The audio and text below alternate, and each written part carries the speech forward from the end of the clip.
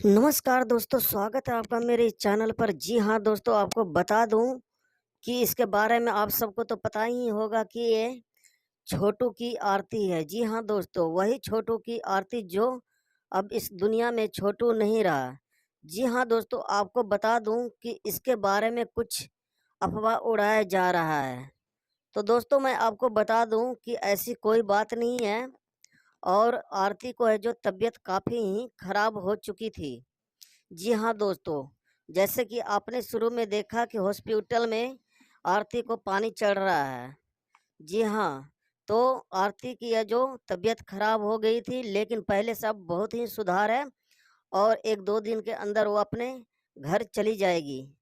तो दोस्तों, ये जो गलत अफ़वाह फैला रहे हैं, ये बिल्कुल झूठी खबर है। दोस्तों, अगर आप मेरे